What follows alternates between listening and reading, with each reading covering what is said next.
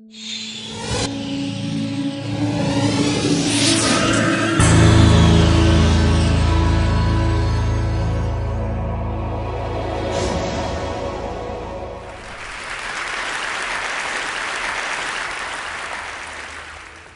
afternoon.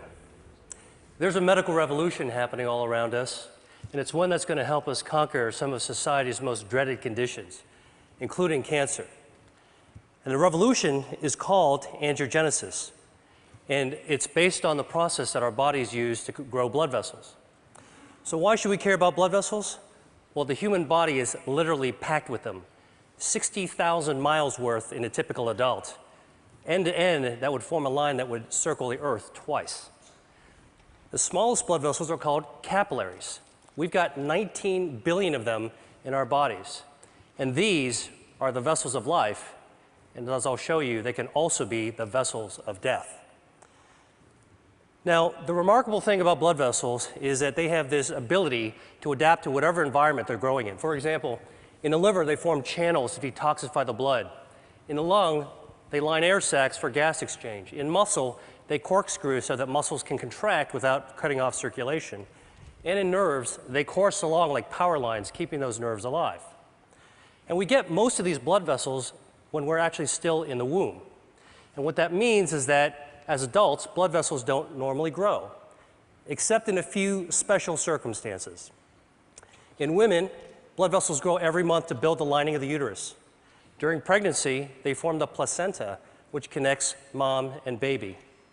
And after injury, blood vessels actually have to grow under the scab in order to heal a wound. And this is actually what it looks like, hundreds of blood vessels all growing towards the center of the wound.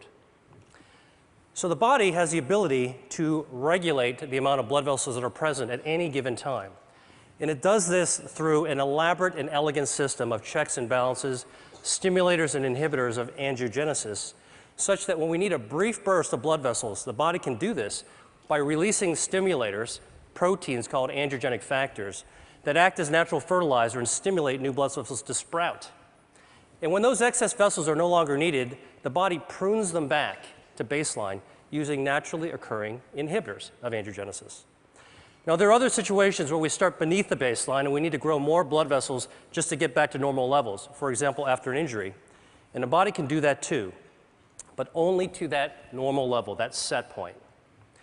But what we now know is that for a number of diseases, there are defects in the system where the body can't prune back extra blood vessels or can't grow enough new ones in the right place at the right time. And in these situations, angiogenesis is out of balance. And when angiogenesis is out of balance, a myriad of diseases result.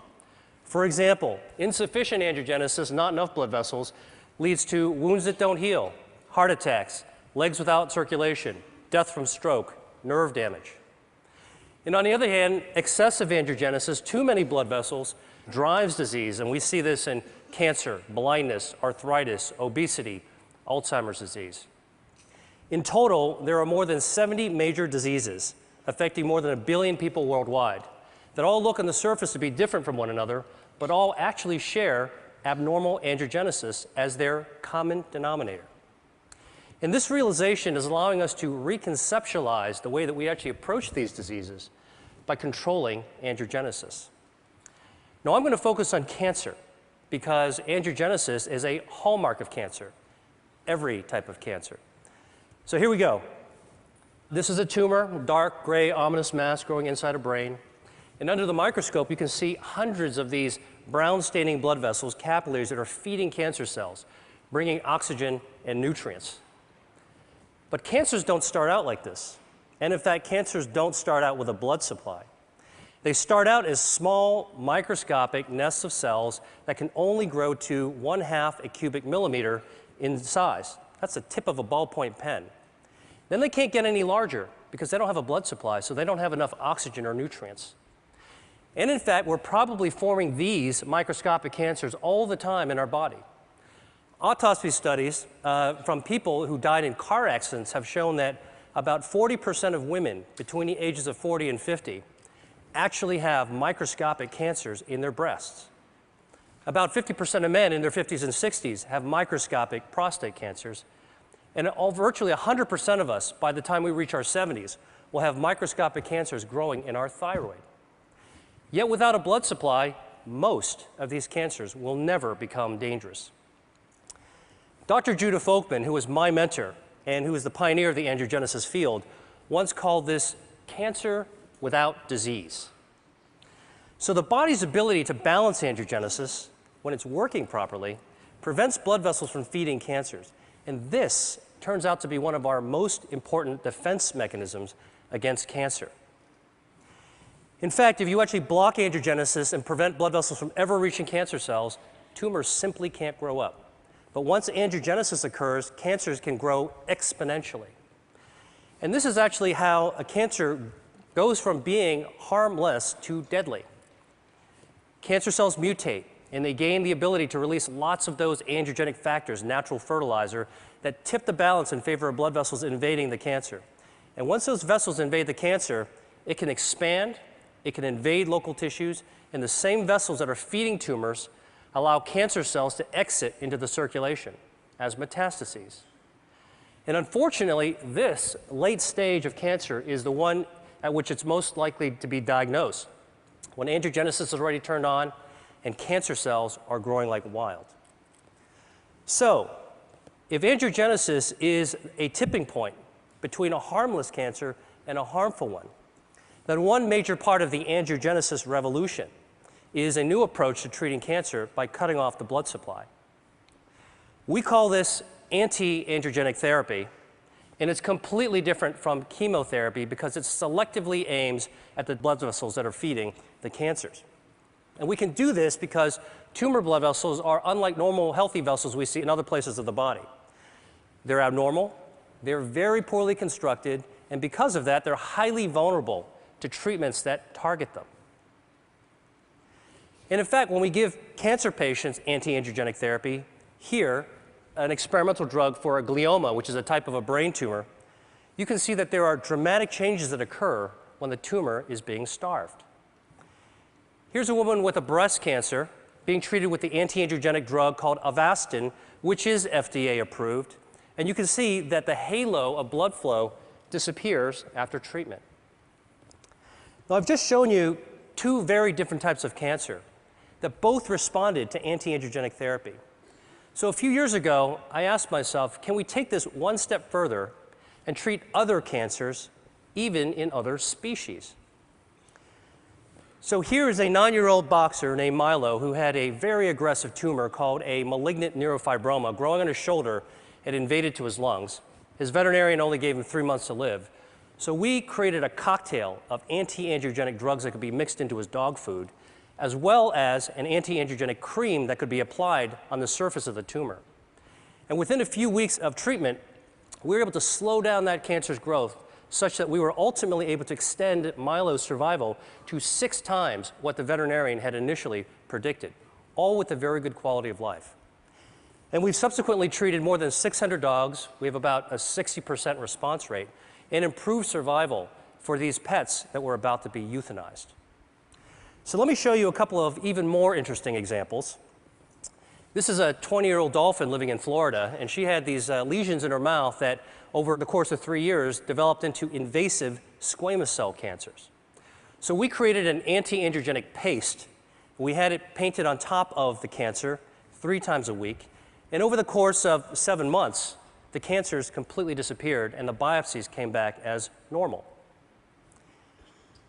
Here's a cancer growing on the lip of a quarter horse named Guinness. It's a very, very deadly type of cancer called an angiosarcoma, had already spread to his lymph nodes. So we used the anti-angiogenic skin cream for the lip and the oral cocktail so we could treat from the inside as well as the outside. And over the course of 6 months, he experienced a complete remission. And here he is 6 years later, Guinness, with his very happy owner. Now, obviously, anti-angiogenic therapy could be used for a wide range of cancers. And in fact, the first pioneering treatments for people as well as dogs are already becoming available. There's 12 different drugs, 11 different cancer types, but the real question is, how well do these work in practice? So here is actually the patient survival data from 8 different types of cancer. And the bars represent survival time taken from the era in which there was only chemotherapy or surgery or radiation available. But starting in 2004, when anti-angiogenic therapies first became available, you can see that there has been a 70 to 100% improvement in survival for people with kidney cancer, multiple myeloma, colorectal cancer, and gastrointestinal stromal tumors. That's impressive. But for other tumors and cancer types, the improvements have only been modest. So I started asking myself, why haven't we been able to do better? And the answer to me is obvious. We're treating cancer too late in the game, when it's already established and oftentimes it's already spread or metastasized. And as a doctor, I know that once a disease progresses to an advanced stage, achieving a cure can be difficult, if not impossible. So I went back to the biology of angiogenesis and started thinking, could the answer to cancer be preventing angiogenesis? Beating cancer at its own game, so that cancers could never become dangerous. This could help healthy people, as well as people who have already beaten cancer once or twice and want to find a way to keep it from coming back. So to look for a way to prevent angiogenesis in cancer, I went back to look at cancer's causes. And what really intrigued me was when I saw that diet accounts for 30 to 35% of environmentally caused cancers. Now, the obvious thing is to think about what we could remove from our diet, what to strip out, take away. But I actually took a completely opposite approach and began asking, what could we be adding to our diet that's naturally anti-angiogenic, that could boost the body's defense system and beat back those blood vessels that are feeding cancers? In other words, can we eat to starve cancer? Well, the answer is yes, and I'm going to show you how. And our search for this has taken us to the market, the farm, and to the spice cabinet, because what we've discovered is that Mother Nature has laced a large number of foods and beverages and herbs with naturally occurring inhibitors of angiogenesis. So here's a test system we developed. At the center is a ring from which hundreds of blood vessels are growing out in a starburst fashion. And we can use this system to test dietary factors at concentrations that are attainable by eating. So let me show you what happens when we put in an extract from red grapes. The active ingredient is resveratrol. It's also found in red wine. This inhibits abnormal angiogenesis by 60%. Here's what happens when we add an extract from strawberries. It potently inhibits angiogenesis. An extract from soybeans. And here is a growing list of our anti-angiogenic foods and beverages that we're interested in studying. And for each food type, we believe that there's different potencies within different strains and varietals. And we want to measure this because, well, while you're eating a strawberry or drinking tea, why not select the one that's most potent for preventing cancer? So here are 4 different teas that we've tested. They're all common ones: Chinese jasmine, Japanese sencha, Earl Grey, and a special blend that we prepared. And you can see clearly that the teas vary in their potency from less potent to more potent. But what's very cool is when we actually combine the 2 less potent teas together, the combination, the blend, is more potent than either one alone. This means there's food synergy. Here's some more data from our testing. Now, in the lab, we can simulate tumor angiogenesis, represented here in the black bar. And using this system, we can test the potency of cancer drugs. So the shorter the bar, less angiogenesis, that's good. And here are some common drugs that have been associated with reducing the risk of cancer in people. Statins, non-steroidal anti-inflammatory drugs, and a few others. They inhibit angiogenesis too. And here are the dietary factors going head-to-head against these drugs. You can see they clearly hold their own, and in some cases, they're more potent than the actual drugs. Soy, parsley, garlic, grapes, berries. I could go home and cook a tasty meal using these ingredients. So imagine if we could create the world's first rating system in which we could score foods according to their anti-angiogenic, cancer preventative properties. And that's what we're doing right now.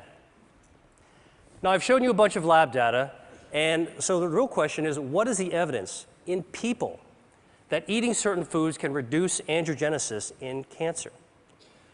Well, the best example I know is a study of 79,000 men followed over 20 years, in which it was found that men who consumed cooked tomatoes 2 to 3 times a week had up to a 50% reduction in their risk of developing prostate cancer. Now, we know that tomatoes are a good source of lycopene, and lycopene is anti-angiogenic. But what's even more interesting from this study is that in those men who did develop prostate cancer, those who ate more servings of tomato sauce actually had fewer blood vessels feeding their cancer. So this human study is a prime example of how anti-angiogenic substances present in food and consumed in practical levels can impact on cancer.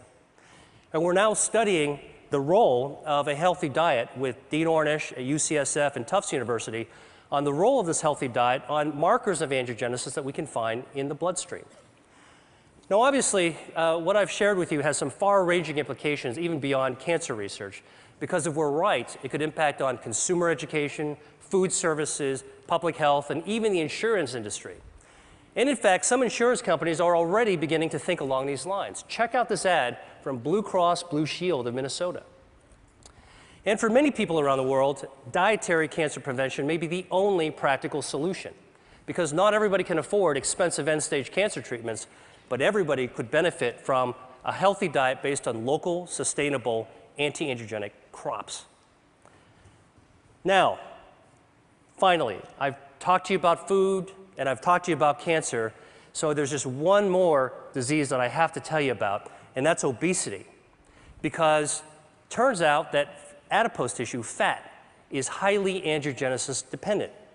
And like a tumor, fat grows when blood vessels grow. So the question is, can we shrink fat by cutting off its blood supply?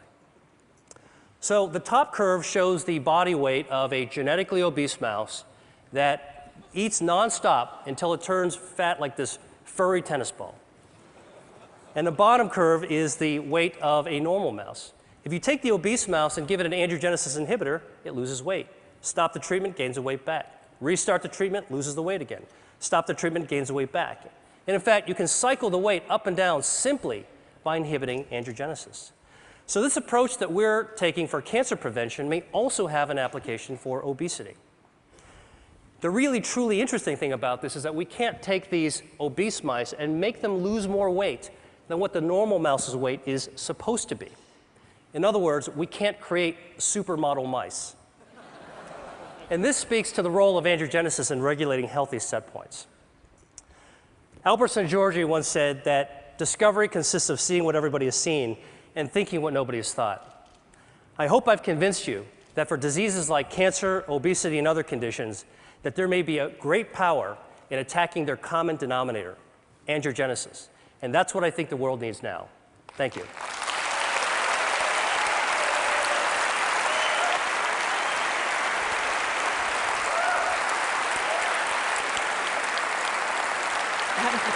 So these drugs aren't exactly, they're not exactly in mainstream cancer treatments right now. For anyone out here who has cancer, what would you recommend? Do you recommend pursuing these treatments now for most cancer patients? So there are anti-angiogenic treatments that are FDA approved. And if you're a cancer patient or working with or advocating for one, you should ask it. And there are many clinical trials. The Angiogenesis Foundation is following almost 300 companies. And there's about 100 more drugs that are in the pipeline. So consider the approved ones, look for clinical trials. But then between what the doctor can do for you, we need to start asking, what can we do for ourselves? And this is one of the themes that I'm talking about, is we can empower ourselves to do the things that doctors can't do for us, which is to use knowledge and take action. And if Mother Nature has given us some clues, we think that there might be a new future in the value of how we eat. And what we eat is really our